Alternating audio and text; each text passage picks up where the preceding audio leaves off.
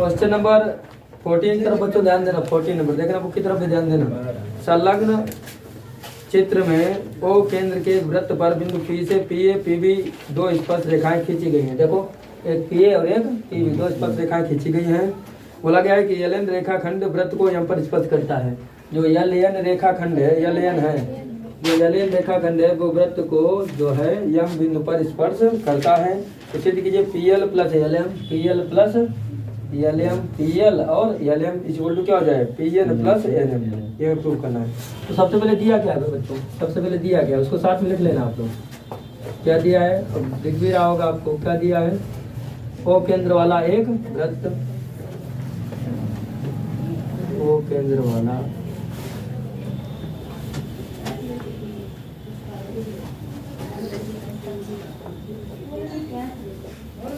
एक वृत्त जिसमें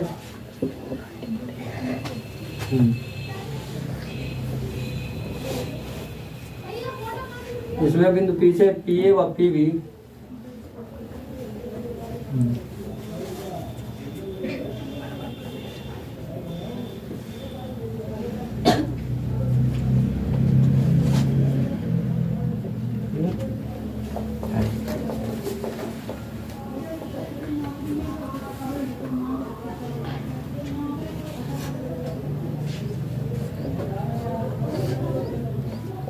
दो स्पर्श रेखाएं खींची गई हैं, स्पर्श रेखाएं खींची गई हैं।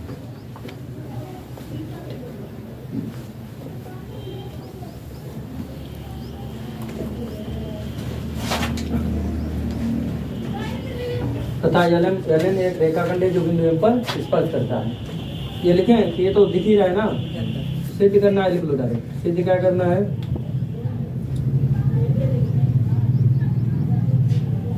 सिद्ध करना है बच्चों, सिद्ध क्या करना है कि P L plus L M, P L plus L M equal to किसके इक्वल हो जाए, P N plus L M के, P N plus L M के। देखो P L plus L M equal to P N plus L M हो जाए। ये कैसे होगा, देखो P N plus L M.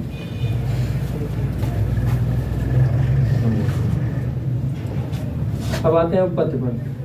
उपपत्ति एक प्रयोग होती है कि किसी बाह्य बिंदु से वृत्त पर खींची गई स्पर्शियां कैसी होती हैं, बराबर होती हैं। तो आप वही प्रयोग लिखेंगे, चूंकि किसी बाह्य बिंदु से इसकी बाह्य बिंदु से वृत्त पर खींची गई स्पर्शियां बराबर होती हैं। वृत्त पर खींची गई स्पर्शियां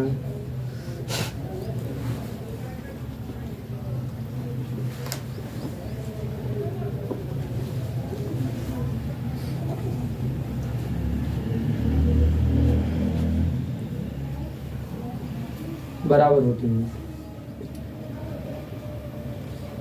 अगर किसी बाह्य बिंदु से वृत्त पर खींची गई स्पर्शियां बच्चों बराबर होती हैं तो फिर कौन सी स्पर्शियां बराबर हो जाएंगी, P H equal to P B. हाँ, इसलिए P H equal to P B. लेकिन रुको, P H equal to P B बात को करेंगे। पहले ये देखो, एल भी तो बाह्य बिंदु दिख रहा है, इधर एल भी बाह्य बिंदु दिख रहा है। तो पहले एल से बराबर कर लो, L H equal to L M, L H equal to L M. और दूसरा N M equal to N B, क्योंकि ये भी तो बाह्य बिंदु वो प्रत्येक बिंदु होगा जो वृत्त से बाहर स्थित होगा। कहना वृत्त को स्पर्श तो नहीं कर रहा होगा, समझ रहे हो। तो एल भी बाह्य बिंदु, एन भी बाह्य बिंदु और पी भी बाह्य बिंदु है। तो L H equal to L M और N M equal to N B. N M equal to क्या हो जाएगा, एन बी। अब इसको आप इक्वेशन फर्स्ट इसको डाल दीजिए, इसको इक्वेशन सेकेंड। अब देखिए, अब ये बाह्य बिंदु लीजिए, P A equal to P B, since P A equal to P B. अब बताइए कि पी ए किससे मिलकर बना है, P L plus L A, P L plus L A. और ये पी बी किससे मिलकर बना है, हाँ, P N plus N B. खुद देखिए कि P L plus L A, तो एल ए किसके इक्वल है, एल एम के। तो एल ए के प्लस क्या रख दें, एल एम। तो P L plus L M equal to इधर देख लो बच्चों, पी एन और एन बी के स्थान क्या रखना है, एन एम, दिख रहा है। हाँ तो पी एन और एन बी के प्लेस रख देना एन एम। क्या यही प्रूव करना था? अब ये कहाँ से लिया है, एक व दो से, समीकरण एक और दो से, ये प्रूव करना। क्या समझ में आया है? देखिए क्वेश्चन नंबर है 15। संलग्न चित्र में दो वृत्त जिनके केंद्र ओ और ओडेस हैं, ओ और ओडेस हैं, बोला क्या बाह्यता स्पर्श करते हैं, एक दूसरे को बाह्यता स्पर्श करते हैं। बाह्यता मतलब बाहर से। देखो ये वृत्त जो है इसको बाहर से स्पर्श करता है। फिर बोला गया ये है कि इन वृत्तों की दो उभयनिष्ठ स्पर्शियां पीडीसी और पीएफ हैं, इनकी दो उभयनिष्ठ स्पर्शियां हैं। उभयनिष्ठ स्पर्शियां क्या मतलब, दोनों वृत्त की एक ही स्पर्शी। जैसे पीडीसी है, ये दोनों वृत्त की एक ही है। इधर देखो पीएफ ही है, दोनों वृत्तों की एक ही स्पर्शी पीएफ ही है कि नहीं? इनको उभयनिष्ठ स्पर्शियां कह दिया गया। जो वृत्तों को क्रमशः डी सी ई व एफ पर स्पर्श करती हैं तो सिद्ध कीजिए D C equal to E F. हमें क्या सिद्ध करना है, D C equal to E F. तो ठीक है, पहले जो बच्चों दिया है उसको लिखते हैं। क्वेश्चन नंबर है 15 दिया है, चाहे साथ में नोट कर लेना आप लोग। क्या दिया है, ओ तथा ओडेस केंद्र वाले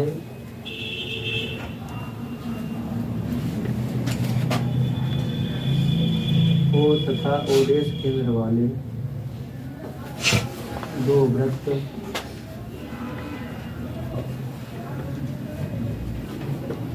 इनकी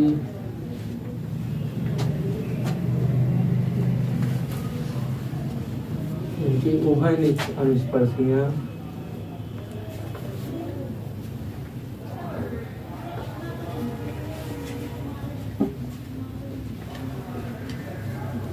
उभयनिष्ठ स्पर्शियां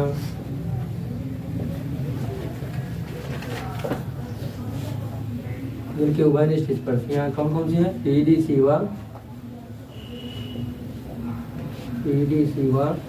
पीएफई है।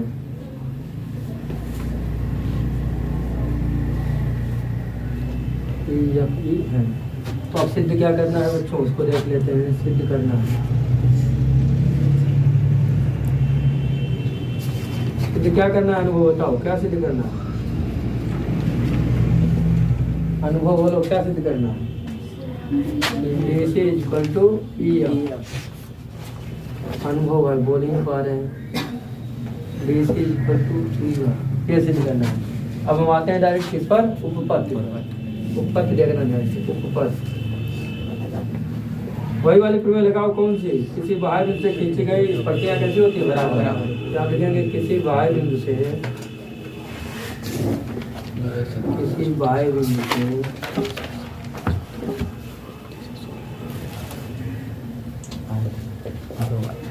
खींचे गई स्पर्शियां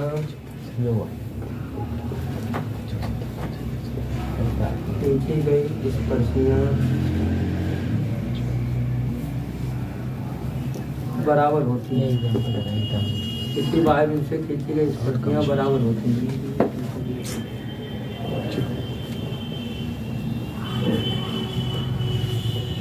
और इसलिए क्या हो जाएगा बताइए, इसलिए क्या हो जाएगा। देखो बच्चों इधर देखना, किसी बाह्य बिंदु से खींची गई स्पर्शियां बराबर होती हैं। तो आप अगर पी बाह्य बिंदु देखते हैं वृत्त ओ डेश के केंद्र के लिए देखते हैं, बताओ पहले ओ के लिए देखें कि ओ डेश के लिए देखें। पहले केंद्र ओ वाले वृत्त के लिए देख लेते हैं, ठीक है। तो इसके लिए बाह्य बिंदु ये हुआ और स्पर्श बिंदु कौन से हुआ, डी हुआ एफ। तो क्या हो जाएगा, P D equal to P F. P D equal to P F. अब किसके लिए देखोगे, इसको डालो इक्वेशन पर। अब ओ डेश केंद्र वाले वृत्त के लिए देख लो, P C equal to P ई।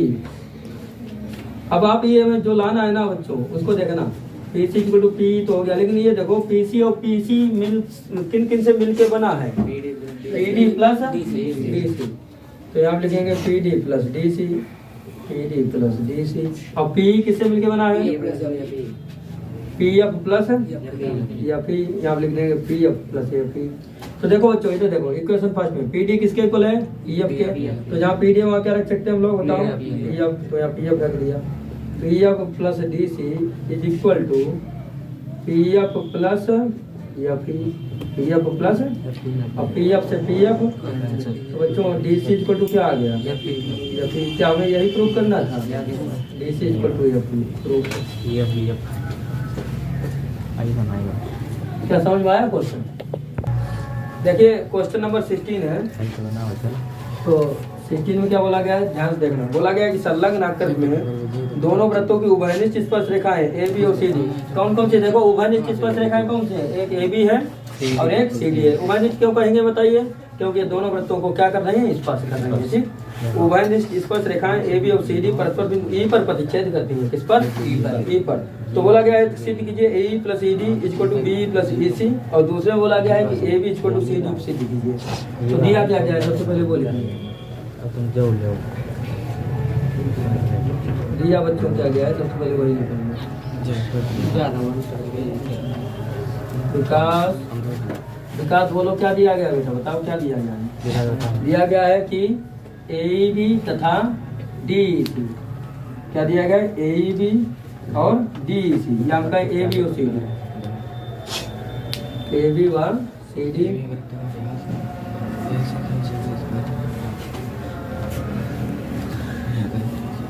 वृत्त की एक व्यास से भी उन सभी विवाहों को वृत्त की दो स्पर्श रेखाएं हैं।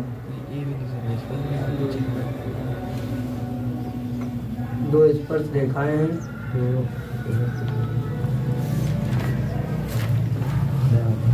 देखो ए बी व सी डी वृत्त की दो स्पर्श रेखाएं हैं जो बिंदु पी ई पर प्रतिच्छेद करती हैं। जो बिंदु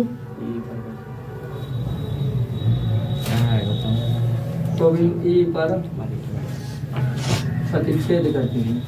18 लगा का एक ले 13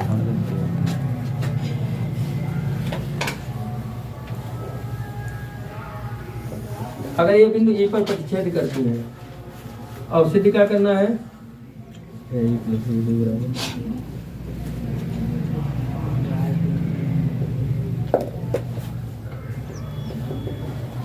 सिद्ध हमें यही करना है कि A plus E D equal to, पहले में तो ये सिद्ध करना है A plus E D equal to B plus E C. B plus E C. और दूसरे में क्या सिद्ध करना है हमको? A B equal to C D. ये दूसरे में प्रूफ करना है। देखिए बच्चों अब आते हैं ऊपर पर। सबसे पहले तो वही प्रमेय लिखोगे जो हमने लिखी थी।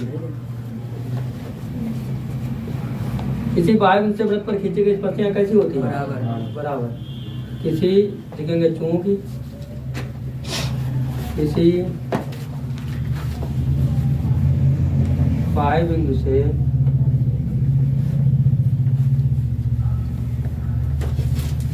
वृत्त पर खींची गई स्पर्शियां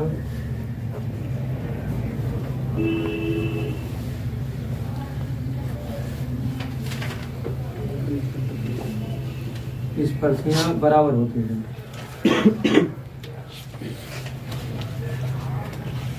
खींची गई स्पर्शियां कैसी होती हैं? बराबर होती हैं। अगर बराबर होती हैं तो इसलिए क्या हो जाएगा? बाह्य बिंदु से खींची गई स्पर्शियां बराबर होती हैं। तो इस वृत्त के लिए देखिए बाह्य बिंदु कौन सा है? ई। तो ई के लिए इस वृत्त पर पहले स्पर्शियों को देख लीजिए। तो क्या हो जाएगा? E D equal to E B, E D equal to, या हम कहते हैं डी इक्वल टू बी। बात तो एक ही है, चाहे E D equal to E B का हो चाहे डी इक्वल टू बी का हो, बात एक है कि नहीं है? देखो E D equal to E B. अगर इनको पलट के लिखें तो कैसे लिखेंगे? D equal to B. इसको डाल दें हम इक्वेशन फर्स्ट। अगला इस वृत्त के लिए देख लीजिए E A equal to E C, E A equal to E C. अगर पलट के लिखें तो कैसे लिखेंगे? A equal to E C. इसको डाल दें इक्वेशन सेकेंड। जो प्रूव करना है उसके अनुसार देख लीजिए। ए प्लस ई डी आना चाहिए, ए प्लस ई डी आना चाहिए। हो रहा है कि नहीं हो रहा? देखो अब क्या आना चाहिए? सी और बी आना चाहिए। तो सी बी हो रहा है। देखो ना, ए प्लस ई डी आना चाहिए और सी प्लस बी आना चाहिए। हो रहा है। समीकरण एक व दो को जोड़ने पर, समीकरण एक व दो को जोड़ने पर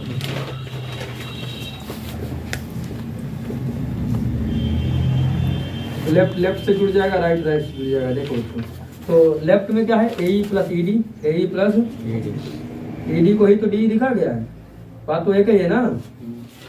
ए plus E D is equal to C plus E B.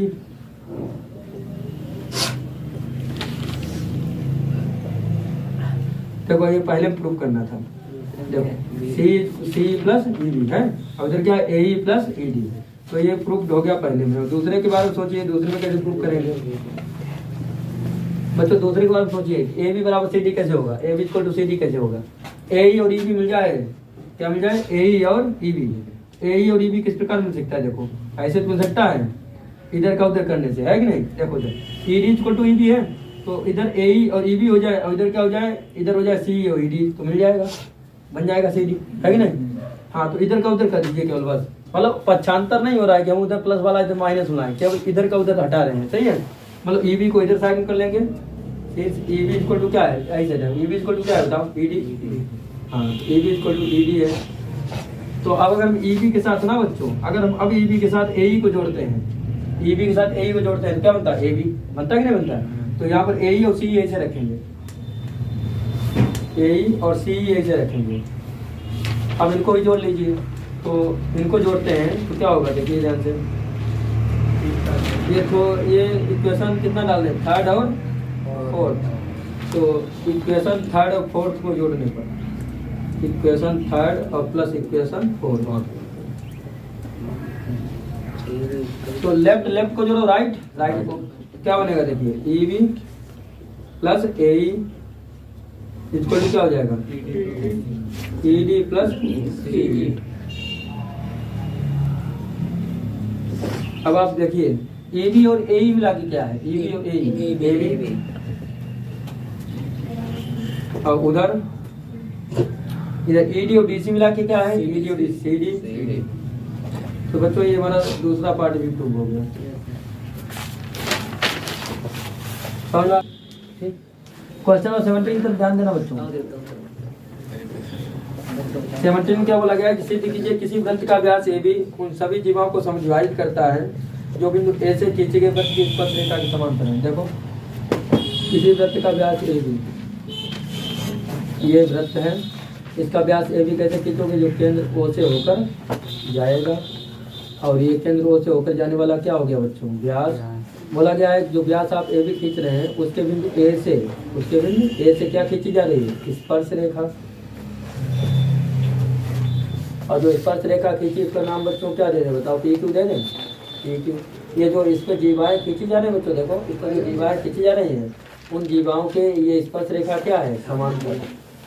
ये हमें दिया गया है, तो फिर हमें सिद्ध क्या करना है, हमें सिद्ध करना है ये जीवाएँ जो है ये समविभाजित होती हैं, किसके द्वारा, व्यास के द्वारा। किसके द्वारा, व्यास के। ये हमें सिद्ध करना है। तो समविभाजित होती है, तो समविभाजन बिंदु तो मान ही ले हम। देखो क्या मान ले बताओ, पी क्यू यहाँ पर कहते हैं आर एस, और यहाँ पर क्या मान ले बताइए, सी डी मान लें, सी डी। लेकिन समविभाजित किस बिंदु पर हो रही है, पहले उस बिंदु को भी तो मानना चाहिए बच्चों। मान लीजिए यहाँ पर यम है और यहाँ पर क्या है, यम। तो हमको दिया क्या गया बताओ, क्या दिया गया है, हमको दिया है चाहे साथ में बच्चे लिख लेना, हमको दिया है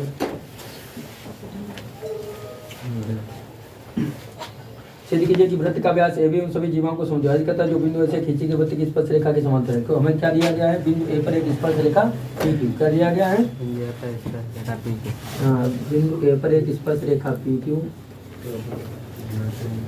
बिंदु ए पर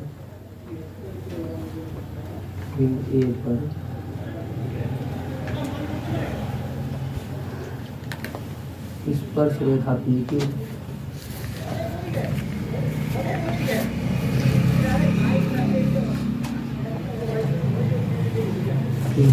पी क्यू किसके समांतर है, जो इसमें जीवाएँ खींची हमने, पी क्यू समांतर है आर एस के और सी डी के, इसके तो समांतर है पी क्यू। अच्छा बच्चों सिद्ध क्या करना है, रचना तो की नहीं हमने कुछ, सिद्ध क्या करना है,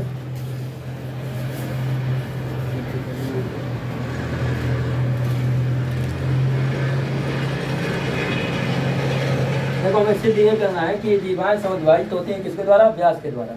ये जो जीवाएं समद्विभाजित होते हैं किसके द्वारा? व्यास के। तो समद्विभाजित होने वालों क्या हमें सिद्ध करना? RM equal to SM, RM equal to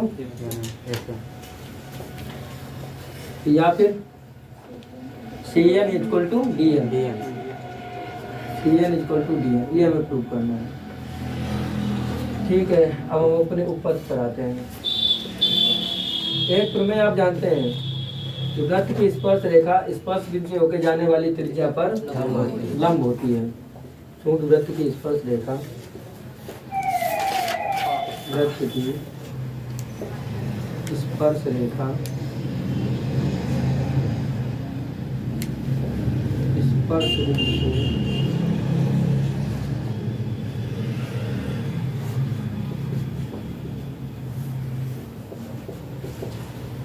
बिंदु से स्पर्श रेखा स्पर्श बिंदु से होकर जाने वाली होकर जाने वाली त्रिज्या पर लंब होती है।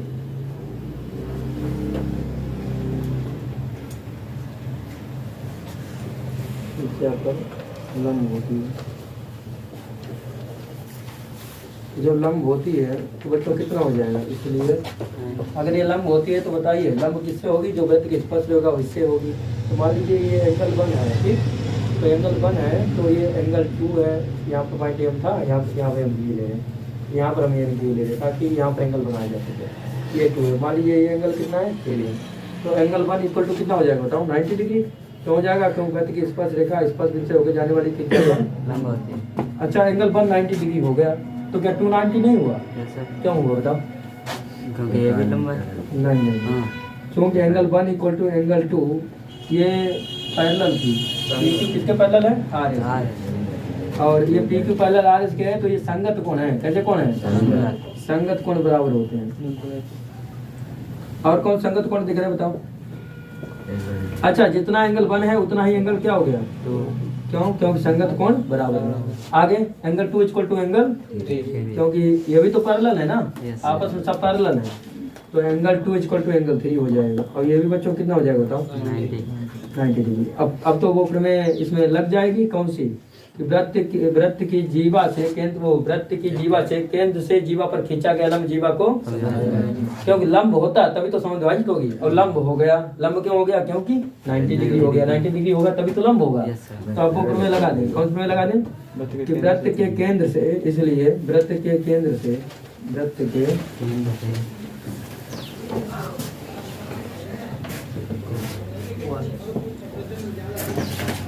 जीवा पर खींचा गया लंब, जीवा पर खींचा गया लंब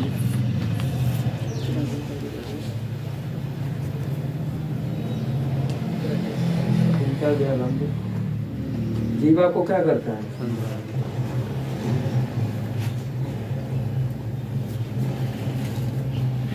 जीवा को समद्विभाजित करता है।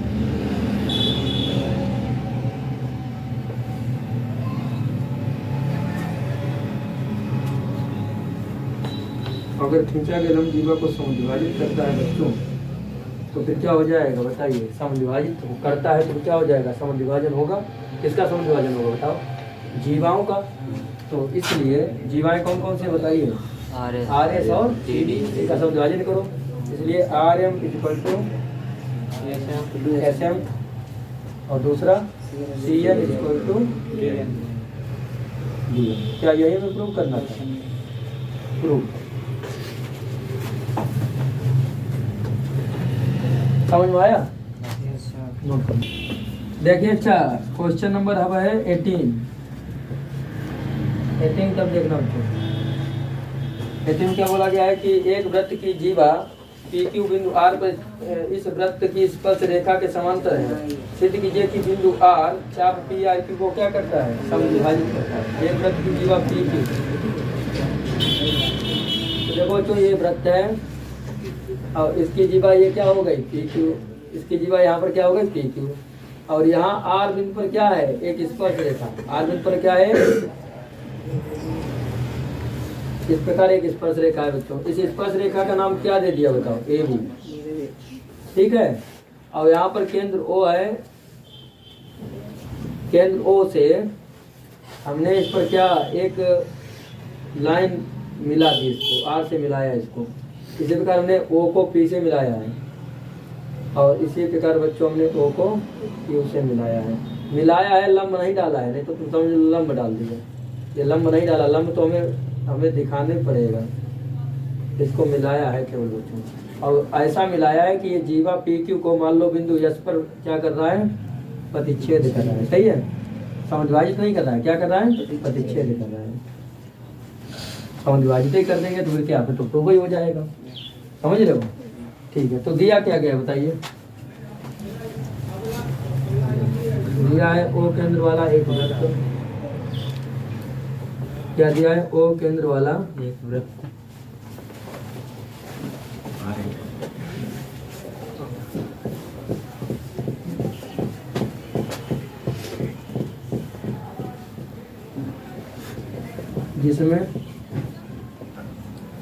जिसमें देखो बिंदु आर पर स्पर्श रेखा ए बी, जिसमें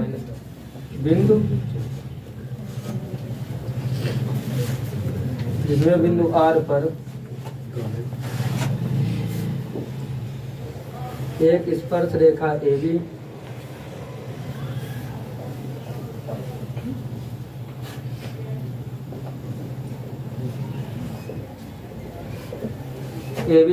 पैरेलल किसके खींची गई बच्चों, पी क्यू के। A B parallel to P Q खींची गई है।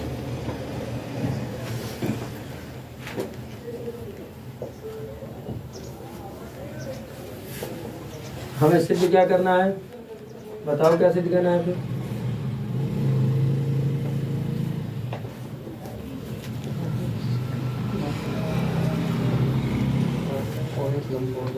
हमें सिद्ध करना है कि ये जो चाप पी आर क्यू है ना, ये समद्विभाजित होता है। ये चाप नहीं दिख रहा है इसे, चाप पी आर क्यू क्या होता है, समद्विभाजित। समद्विभाजित मतलब P R equal to Q are.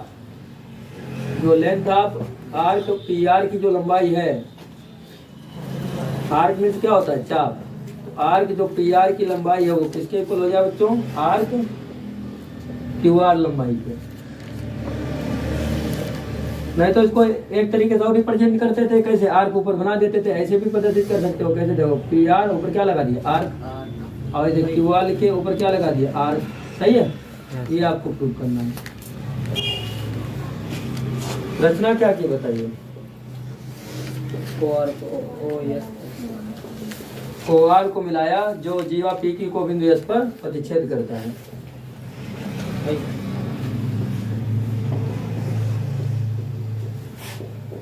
O R को मिलाया जो जीवा पी क्यू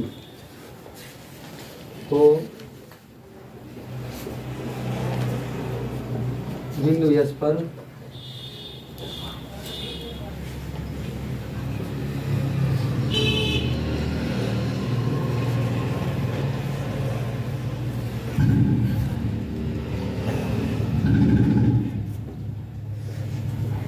प्रतिच्छेद करता है।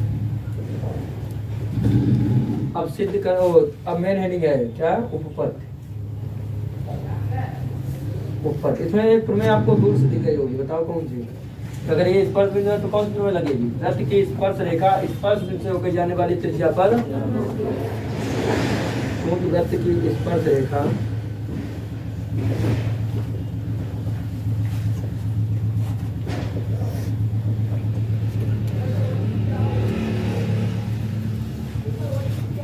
स्पर्श बिंदु से होकर जाने वाली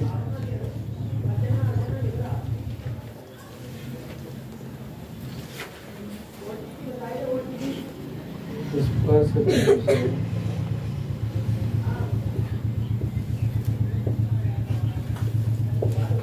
होकर जाने वाली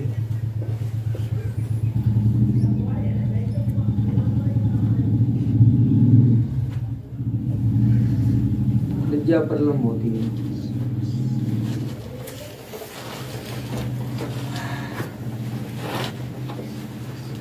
त्रिज्या पर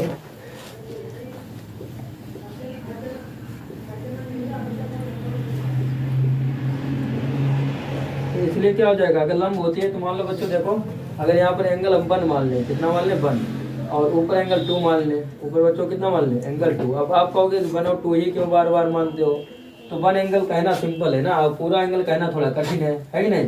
तो एंगल 1 इक्वल टू कितना हो गया बताओ, 90 डिग्री हो गया कि नहीं हो गया। अब अगर ये सुनो A B parallel P Q के है, देखो यदि A B parallel to P Q है तो संगत कोण कैसे हो जाएंगे, बराबर हो जाएंगे। तो संगत कोण कौन से बता दो, 1 इक्वल टू 2, इसलिए एंगल 1 इक्वल टू एंगल 2, और ये दोनों कितने कितने हो जाएंगे बता दीजिए। अब सुनो देखो इधर, अगर 1 इक्वल टू 2 हो गया और यहाँ पर एंगल 3 मान लिया, तो क्या 2 इक्वल टू 3 नहीं हो सकता, क्यों हो जाएगा बताओ, क्यों 2 इक्वल टू 3 थोड़ी ना होगा, 1 इक्वल टू 3 होगा। 1 इक्वल टू 3 क्या होगा, एकांतर अंतराल कोण। तो ये कैसे कोण थे, क्या आप लिख लें संगत कोण।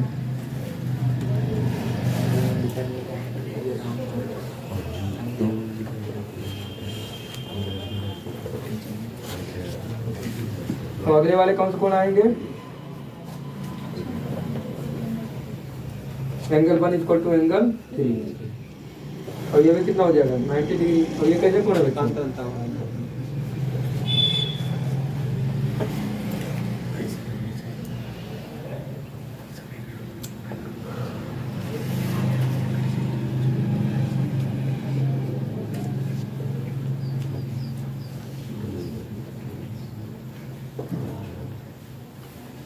तो देखिए अच्छा, angle 1 equal to angle 3, angle 1 equal to angle 2, और ये 90 डिग्री हो गए। अब हम क्या करेंगे, देखिए एंगल POS और एंगल QOS को क्या करेंगे, सर्वांगसम।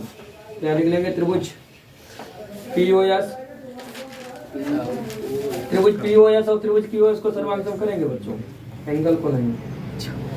त्रिभुज POS और तथा त्रिभुज QOS। देखो इधर देखो, OP equal to OQ, OP equal to, ये क्यों बराबर है, त्रिज्याएं हैं, वृत्त की आगे बोल दो, OS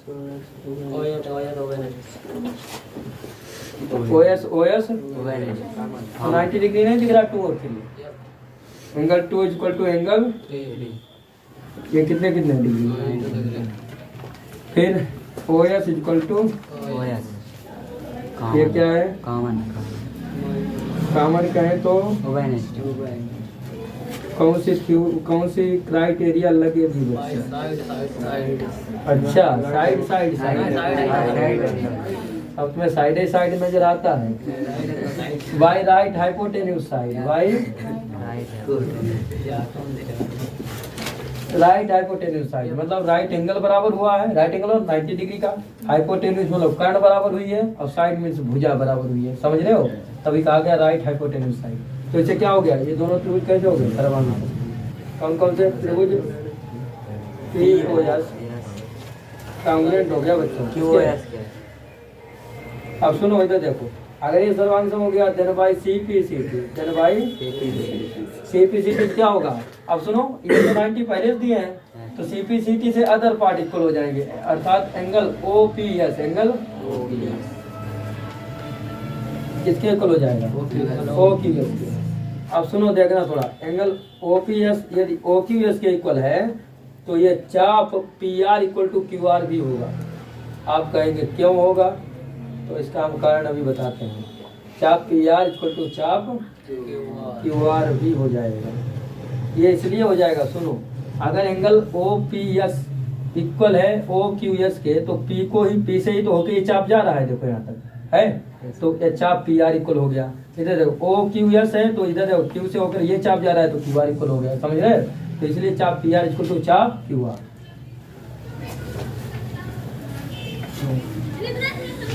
समझ गया, यही हमें प्रूफ।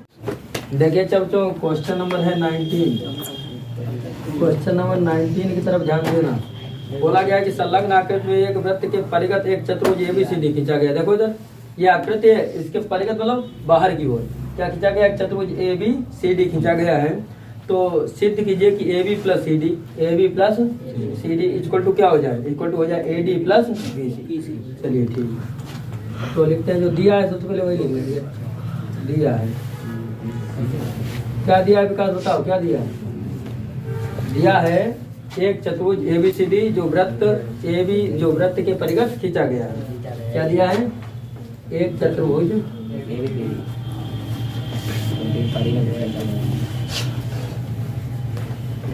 एक चतुर्भुज ABCD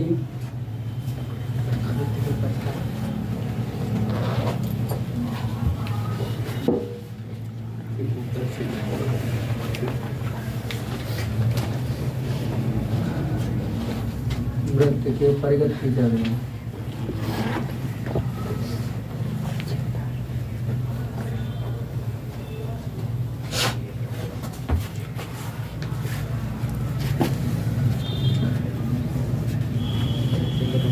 सिद्ध क्या करना है हमको?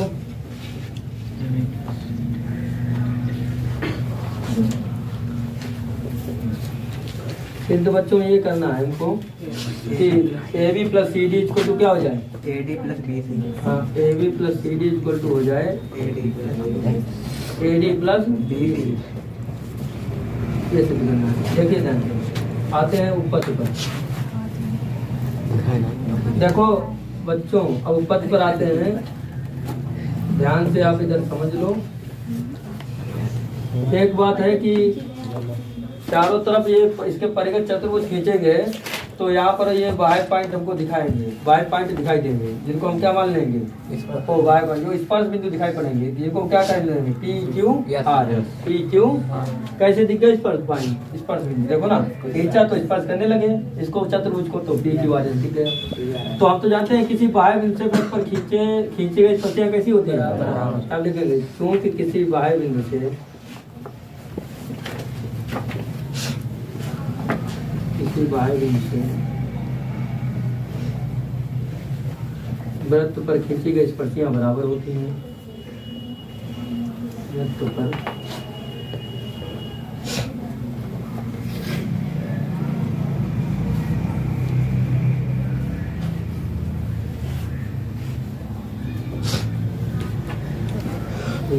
स्पर्शियां बराबर होती हैं।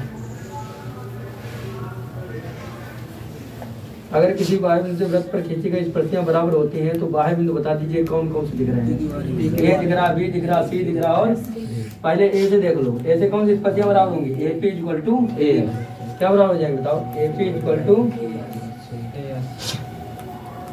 आप किस प्रकार सेट करें? आप इस प्रकार सेट करें कि AB प्लस CD हो जाए। तो AB प्लस CD कैसे बनेगा बताइए? AB बनाने के लिए AP प्लस PB होना चाहिए। अब CD बनाने के लिए क्या होना चाहिए? CD बनाने के लिए होना चाहिए CQ और CR, ऐसा होना चाहिए। तो ठीक ये AB बनाने के लिए क्या होना चाहिए? AP प्लस PB ना। तो देखिए ध्यान से अब कौन सा लें? स्पर्श बिंदु B। क्या ले लें? B। तो यहाँ B से देखना पहले क्या बना दोगे? PB, क्योंकि AP प्लस PB बना के क्या हो जाएगा? AB। सही है। तो यहाँ क्या ले लें पहले बताओ? PB इक्वल टू क्या हो जाएगा बताओ? PB इक्वल टू P वो BQ ना। ठीक है, इसको डाल देंगे इक्वेशन फर्स्ट और इसको डाल देंगे बच्चों इक्वेशन। अगला देखो, अगला कौन पॉइंट है? C। तो अगर आपको CD बनाना है तो क्या लोगे बताइए? CR और CQ। तो पहले क्या जानना चाहिए? CR ताकि CD बन जाए, है कि नहीं? CR और इक्वल टू क्या हो जाएगा? CR equal to CQ। अब इधर बच्चों अगर आपको बनाना है AD तो क्या क्या आना चाहिए? यही आना चाहिए DS इक्वल टू DR। तो आप लिख देंगे DS equal to DR। DS equal to, इसको डालेंगे इक्वेशन थर्ड और इसको डालेंगे इक्वेशन फोर्थ। समीकरण 1, 2, 3 और 4 को जोड़ने का। समीकरण 1, 2, 3 व समीकरण 4 को जोड़ने का।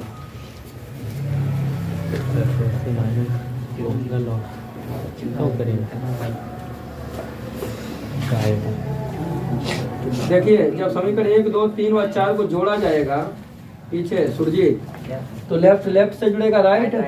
क्या हो जाएगा? AP plus PB, AP plus PB plus CR plus DS, CR plus DS। CR और DS मिला के कुछ बच्चों बनेगा नहीं। ऐसा करो DR पहले लिख लो ना, DR पहले लिख लें और फिर क्या लिख दें? DR और फिर लिख दें DS। तो तो क्या हो जाएगा A P plus P B plus C R plus D R, C R plus is equal to A S plus B Q plus C Q plus D S. देखो अच्छा ए पी और P B मिला के क्या है A B, तो यहाँ तो ए बी हो गया। सी आर और डी आर मिला के क्या है ये भी सी डी हो गया। आगे देख लीजिए, देखो ए एस और डी एस मिला के क्या है ए एस और D S A D plus B Q और सी क्यू मिला के क्या है बी सी। क्या यही प्रूव करना था? क्वेश्चन नंबर 20 की तरफ देखना बच्चों। सिद्ध कीजिए कि किसी बाह्य बिंदु से किसी वृत्त पर खींची गई स्पर्श रेखाओं के बीच का कोण स्पर्श बिंदुओं को मिलाने वाले रेखाखंड द्वारा केंद्र पर अंकित कोण का संपूरक होता है। संपूरक मतलब 180 डिग्री। तो देखिए मान लीजिए ये कोई वृत्त है और इस वृत्त पर दो स्पर्शियां खींची जा रही हैं किसी बाह्य बिंदु से। मान लीजिए यहाँ पर कोई बाह्य बिंदु आपका P है और इस P से दो स्पर्शियां खींची जा रही हैं इस वृत्त पर। पहली स्पर्शी और इधर हम खींचे रहेंगे दूसरी स्पर्शी। तो बच्चों ये जो पहली स्पर्शी है इसको हम क्या कह दिया ए, जिसका स्पर्श बिंदु ए है और दूसरी स्पर्शी का स्पर्श बिंदु कितना है B है। ध्यान समझना, इसका केंद्र यहाँ पर क्या मान लेंगे O, और O को A से मिला दिया, इस प्रकार O को B से मिला दिया। O को A से मिला देंगे और O को किसे मिला देंगे B से। तो आप ये देखिए ध्यान से, हम जानते हैं कि वृत्त की स्पर्श रेखा स्पर्श बिंदु से होकर जाने वाली त्रिज्या पर होती है। हमें प्रूफ क्या करना है? हमें तो ये प्रूफ करना है कि इन दोनों का जो सम है वो 180 डिग्री आना चाहिए। संपूरक, संपूरक मतलब क्या होता है कि योग 180 अंश हो जाए, समझ रहे हो? तो इन दोनों का योग जो है कितना आना चाहिए 180 अंश। तो पहले जो दिया है उसको लिखिए, क्या दिया? Angle P plus angle P हमको दिया है जो हुई ओ केंद्र वाला एक वृत्त, ओ केंद्र वाला एक वृत्त। हमने एक चीज बात है बच्चों, क्या दिया है? ओ केंद्र वाला एक वृत्त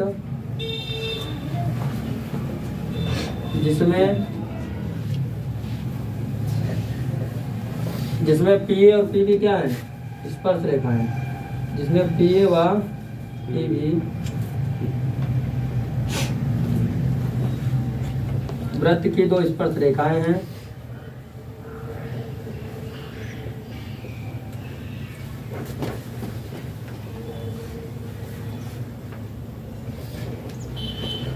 वृत्त की दो स्पर्श रेखाएं हैं, ठीक। हमें सिद्ध क्या करना है? हमें जो सिद्ध करना है बच्चों वो हमें ये सिद्ध करना है कि जो केंद्र पर बना कोण है वो अपने सम्मुख कोण का संपूरक हो जाए, अर्थात दोनों का योगफल कितना हो जाए 180 अंश।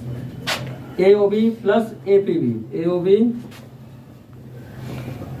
Plus angle of APB equal to कितना होना चाहिए 180 डिग्री, ये होना चाहिए, ठीक है। हम आते हैं उपपत्ति पर। उपपत्ति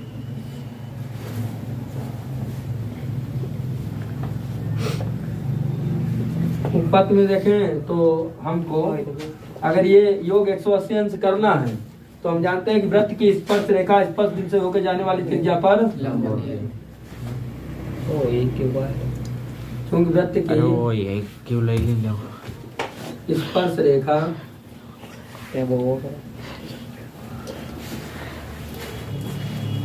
स्पर्श रेखा स्पर्श बिंदु से होकर जाने वाली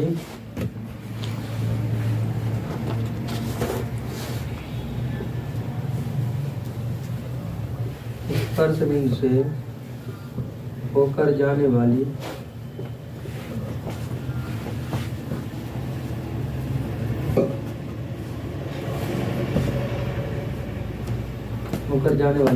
त्रिज्या पर लंब होती है। त्रिज्या पर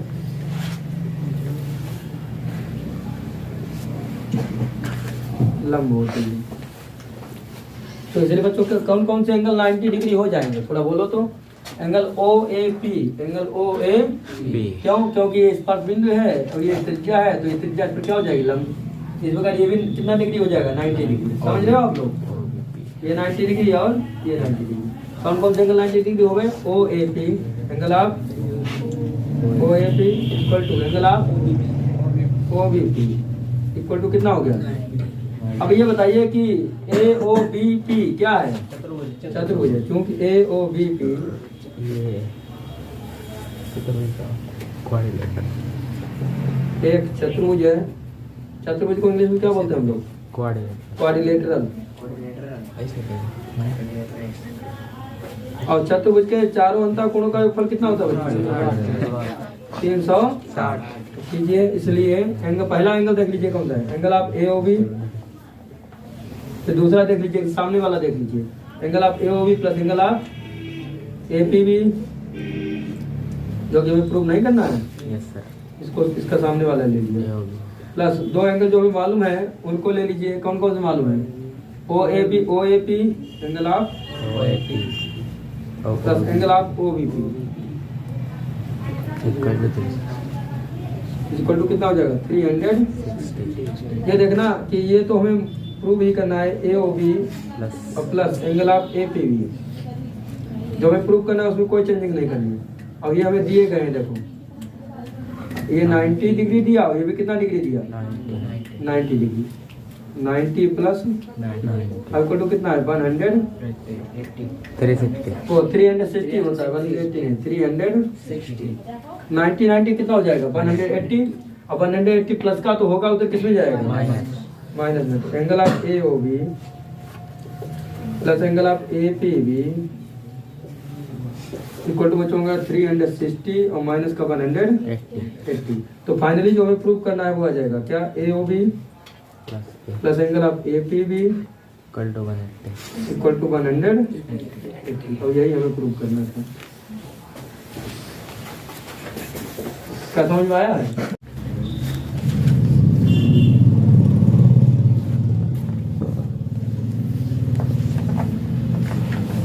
देखो 21 में क्या बोला गया है?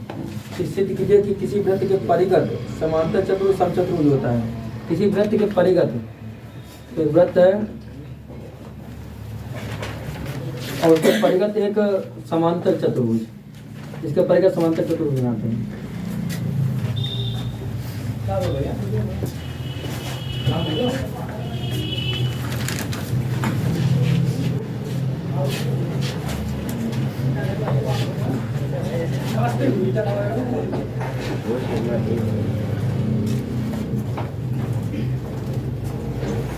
इसके परिगत जो समांतर चतुर्भुज होगा वो समचतुर्भुज होगा, ऐसा भी बोला गया है, ध्यान देखना।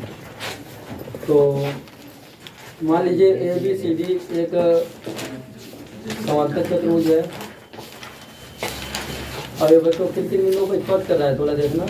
मान लीजिए एक बिंदु पी पर स्पर्श करता है यहाँ पर, और यहाँ पर स्पर्श कर रहा है क्यू पर, यहाँ पर मान लीजिए आर पर, और यहाँ पर कहाँ पर स्पर्श कर रहा है? एस पर।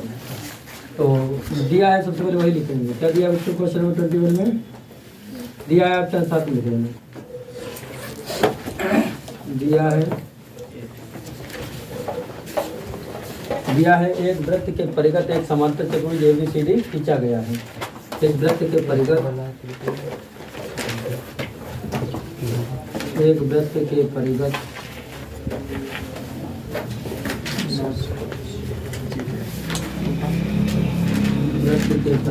एक समांतर चतुर्भुज ABCD खींचा गया है।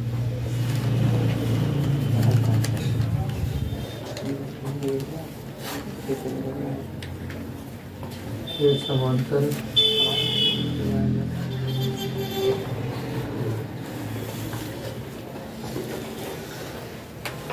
चतुर्भुज ABCD खींचा गया है।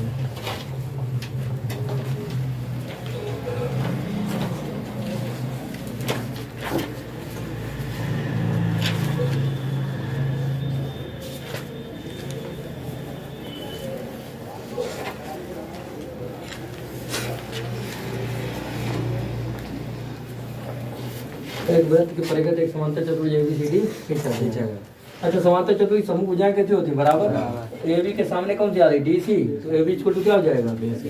तो AB equal to DC, AB equal to हो जाएगा बच्चों DC।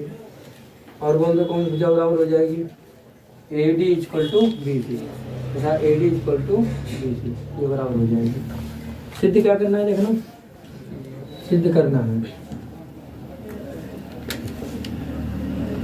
सिद्ध करना है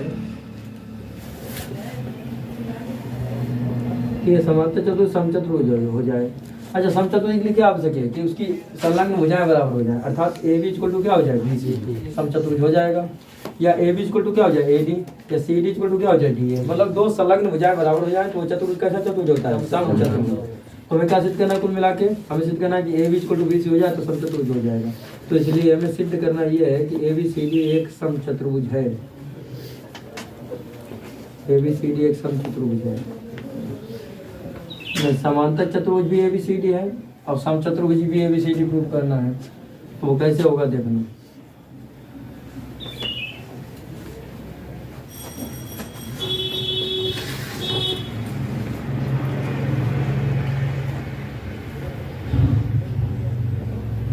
अगर ABCD एक समचतुर्भुज है तो इसका मतलब हमें क्या प्रूव करना चाहिए, तो हमें प्रूव करना चाहिए, इसलिए AB equal to BC, AB equal to BC हमें प्रूव करना चाहिए।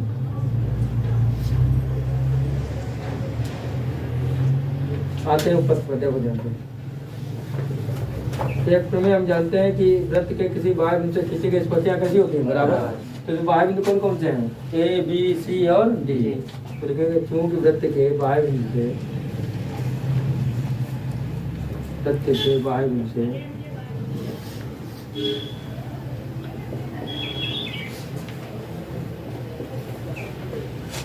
खींची गई स्पर्शियां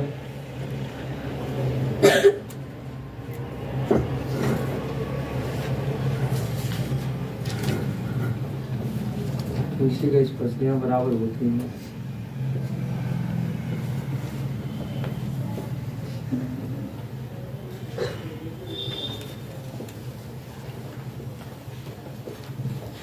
अगर वृत्त के बाह्य बिंदु से खींची गई, वृत्त के बाह्य बिंदु से खींची गई स्पर्शियां बराबर होती हैं तो इसलिए क्या हो जाएगा, बाह्य बिंदु A है तो इससे कौन सी स्पर्शियां खींची गई, AP और AS, तो क्या हो जाएगा AP equal to AS, AP equal to AS। इसको डाल देंगे इक्वेशन हम। अगला बता दो बच्चों, BP equal to BQ, BP equal to BQ। ध्यान ये रखना कि इधर अगर P आ रहा है तो इधर भी P आ जाए तो समस्या नहीं होगी, प्रूफ जल्दी हो जाएगा। BP इक्वल टू क्या हो जाएगा BQ, इसको डाल देंगे इक्वेशन सेकंड है। अगले में देखना CQ इक्वल टू CR, नहीं नहीं, अगले में करेंगे CR इक्वल टू CQ ताकि हम DR इक्वल टू DS कर सकें। RR एक तरफ है, समझ रहे हो। क्या करेंगे, CR इक्वल टू CQ कर दोगे तो उल्टा हो जाएगा, फिर एक स्टेप बढ़ जाएगा। तो हम क्या करने, CR इक्वल टू CQ,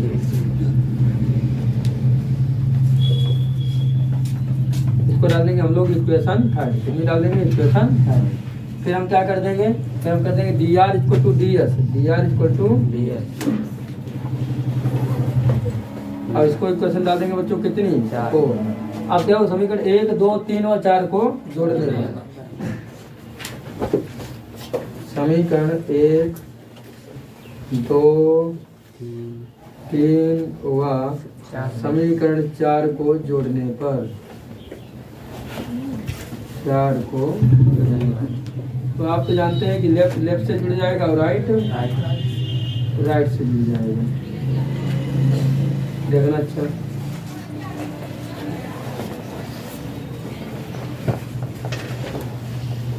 बताइए लेफ्ट में क्या है, AP plus BP plus CR plus DR। क्या क्या है, AP plus BP plus BP CR plus CR plus CR plus DR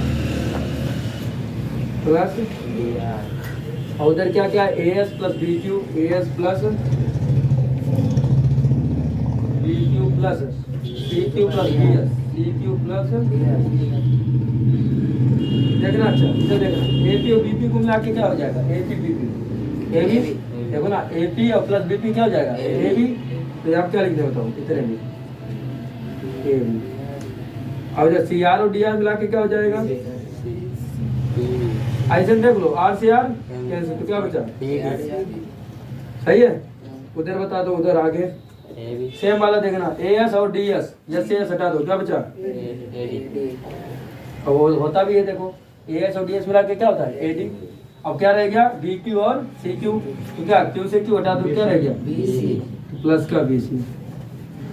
क्या बच्चों ए बी और प्लस सी डी और इसको दो आगे A D plus B C. इधर देखो ए बी किसके इक्वल है डी सी के, या डी सी किसके इक्वल है ए बी के, तो जहाँ पर डी सी लिखा है वहाँ क्या लिखते हैं बताओ ए बी, ये दिया है हमको A B plus A B plus इसको इधर देखो A D plus B C है, क्या है A D plus B C, तो ए डी किसके इक्वल है बी सी के, तो जहाँ ए डी वहाँ क्या लिखते हैं बी सी, तो यहाँ क्या हो जाएगा बताओ B C plus B C plus. अब इधर देखना थोड़ा ए बी बच्चों कितना बनेगा 2ab, और इधर बी सी 2bc 2 से 2 ए बी इक्वल टू क्या आ गया, और हमने बोला था अगर संलग्न भुजाएं बराबर हो जाती हैं तो वो चतुर्भुज कैसा हो जाता है समचतुर्भुज, तो इसलिए ए बी सी डी एक समचतुर्भुज है, ए बी सी डी एक समचतुर्भुज है।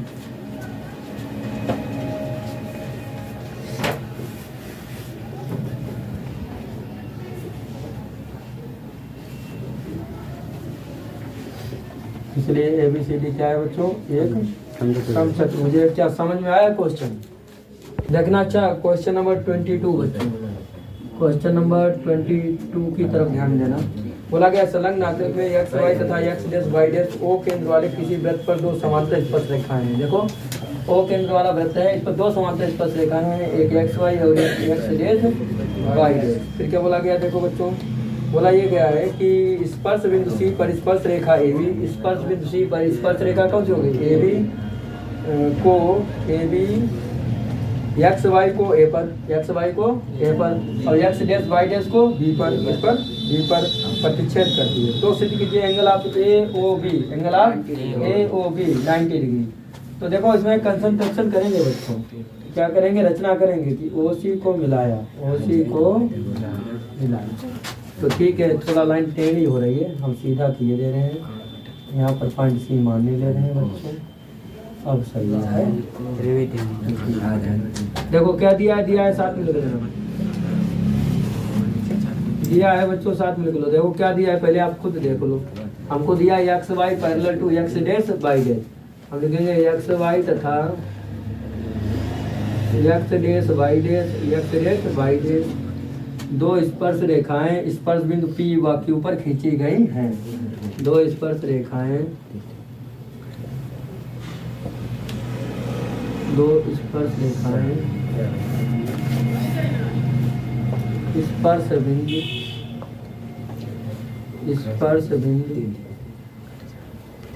किस पर खींची गई हैं P व Q पर खींची गई हैं, P व Q पर खींची गई हैं।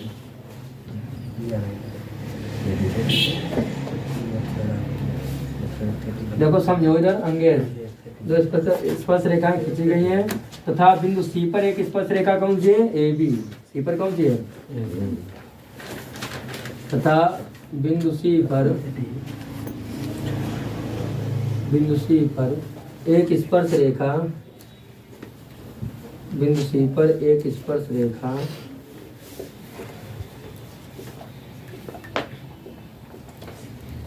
रेखा ए बी खींची गई है। कौन सी खींची गई है ए बी खींची गई है। स्पर्श रेखा ए बी खींची गई है। बच्चों सिद्ध क्या करना है देख लीजिए, सिद्ध करना है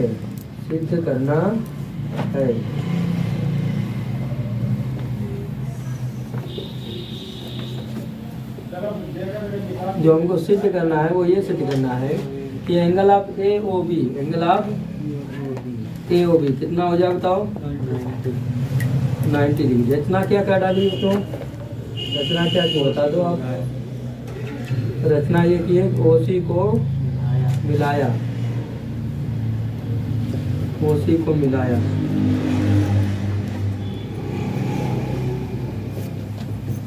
अब मेन हेडिंग पर आते हैं उपपत्ति।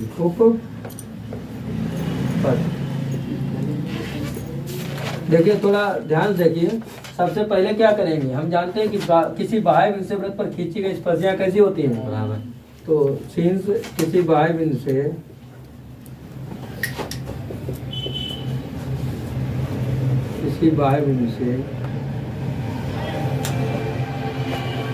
वृत्त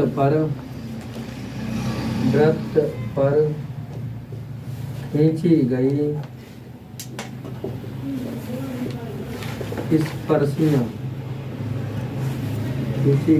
स्पर्शियाँ कैसी होती हैं बच्चों? बराबर होती हैं। खींची गई स्पर्शियाँ बराबर, किसी बाह्य से वृत्त पर खींची गई स्पर्शियाँ कैसी होती हैं अंग्रेज? बताओ। बराबर होती है। तो इसलिए बाह्य बिंदु कौन सा दिख रहा है बताओ? ए, और इधर कौन सा दिख रहा है? बी। तो इधर क्या हो जाएगा? AP equal to AC, AP equal to AC। ये डाल देंगे बच्चों हम पहली इक्वेशन। और दूसरी स्थिति में BQ इक्वल टू BC। दूसरी स्थिति में हो जाएगा BQ इक्वल टू BC। क्या अनुभव समझ में आ रहा है आपके? अनुभव ठीक है। अब देखो दो ट्रेंगल लेंगे हम लोग। कौन कौन से? देखो एक लेंगे AOP और दूसरा कौन से लेंगे? AOC। इनको करेंगे सर्वांगसम। देखो ट्रेंगल AOP तथा ट्रेंगल AOC में बताओ तीन चीजें इसमें बराबर करो पहले। एक तो यही है AP equal to AC। AP equal to ये हम कहाँ से ले आए? समीकरण 1 से। ये तो हम समीकरण 1 से ले आए। और बोल दो बच्चों। हाँ, OA इक्वल टू OA। ये क्या है? उभयनिष्ठ है। OA इक्वल टू OA ये हो गया उभयनिष्ठ। उभयनिष्ठ को इंग्लिश में क्या बोल देते हैं? कॉमन। एक चीज और बोलो। OP equal to OC। OP equal to ये क्या वृत्त की त्रिज्याएं दिखती हैं आपको? वृत्त की त्रिज्याएं होती क्या है? जो वृत्त की परिधि तक खींची जाए। तो ये क्या वृत्त की परिधि तक जा रहे हैं? बताओ। ये वृत्त की त्रिज्या हो गई। तो क्या तीन चीजें बराबर दिख रही हैं? Side side side. Then by side side side by side side side से दोनों ट्रेंगल बच्चों कैसे हो गए? Triangle of AOP will be congruent to triangle of AOC। इसके कॉन्ग्रुएंट हो गया then by CPCT। Then by CPCT क्या कहती है? अगर दो सर्वांगसम त्रिभुज हैं तो उनके संगत भाग भी बराबर कर दो। तो कौन से संगत भाग बराबर करना चाहोगे? बोलो। AOP को बराबर करते हैं बच्चों किसके? AOC के। मतलब जो ट्रायंगल लिए हैं उन्हीं के एंगल ले लो और बराबर कर लो। अर्थात angle of AOP equal to क्या करेंगे? एंगल ऑफ AOP को बच्चों ने AOC के इक्वल कर दिया और इसको बच्चों ने डाल दिया इक्वेशन कितना? 3rd। पहले आप इतना नोट की करें फिर आगे बताओ। देखो अच्छा AOP इक्वल टू क्या हो गया? AOC। AOP इक्वल टू क्या हो गया? AOC। अब इसी प्रकार देखो बच्चों जिस प्रकार में ये दोनों ट्रायंगल दिख रहे होंगे, एक ये और एक ये, इनको क्या कर दिया? सर्वांगसम करके इनके दोनों एंगल इक्वल कर दिए। देखो AOP इक्वल टू क्या कर दिया? AOC। क्या इसी प्रकार इसमें नहीं हो सकता? बताओ। BOQ इक्वल टू क्या BOC नहीं हो सकता? तो यहाँ लिख देंगे इसी प्रकार। क्या प्रूव करके इतना दिखाएं तो लिख दें इसी प्रकार। इसी प्रकार लिख दें। इसी प्रकार क्या हो जाएगा? Triangle BOQ। ट्रेंगल BOQ सर्वांगसम किसके हो जाएगा? Congruent to triangle of BOC। अगर ये कॉन्ग्रुएंट हो गया तो देन बाई CPCT। CPCT से क्या इक्वल हो जाएगा? Triangle of